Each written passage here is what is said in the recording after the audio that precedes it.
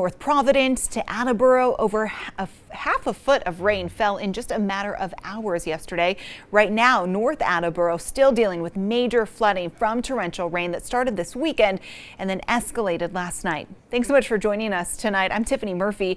Right now, residents are pumping out their basements and calculating the costs of all the damage. ABC 6 News reporter Daniel Coates joins us live in North Attleboro as cleanup efforts continue there. Dan?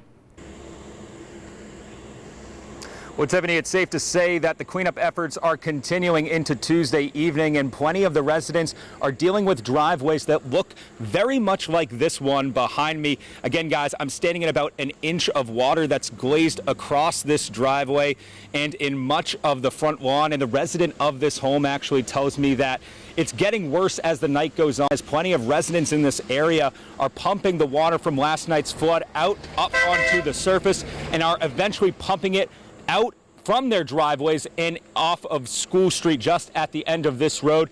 It's hard to tell at this point, but that's about a foot deep of water, and the DPW asks that if you do get behind the wheel this Tuesday evening and heading into this week, to avoid this area as well as many others that are under construction heading into a week with precipitation on the forecast.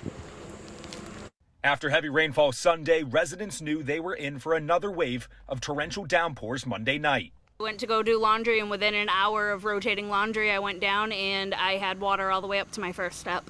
It was crazy. We called the fire department. They came down, they shut off our emergency switches, and that's the most that we can do for right now, just to try to protect what we can. During a press conference Tuesday, town officials called it some of the worst flooding they had ever seen, with 9 inches of rain in just 2 hours. North Attleboro crews made more than a dozen car and home rescues with mutual aid from 20 communities. As of this morning, approximately 200 homes were reported to have had flood damage in and around town. The North Attleboro Police and fire departments have responded to over 150 calls for service last night alone. One of those calls came from Courtney's home on School Street. Their driveway still flooded and front yard basically a pool.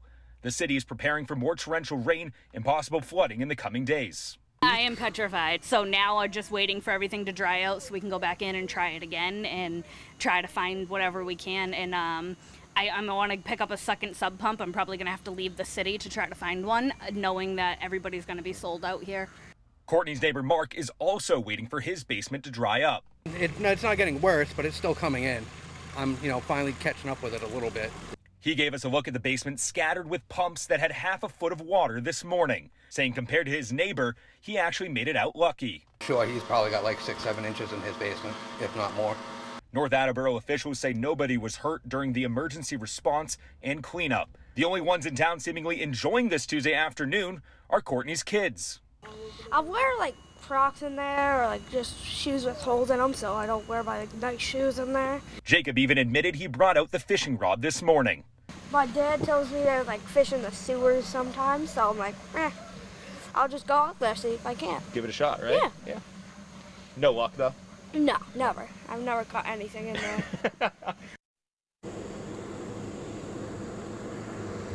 And guys, the DPW does anticipate some rain as we go through this week. That could mean a potential chance of increased flooding in this area and more bodies of water like this one just behind me. So if you do get behind the wheel, the DPW suggests that you avoid these bodies of water, as you never know what exactly is in them, and your car isn't necessarily built for bodies of water like that could get about 2 feet deep, as we saw earlier today. For now in Attleboro, I'm Daniel Coates, ABC 6 News.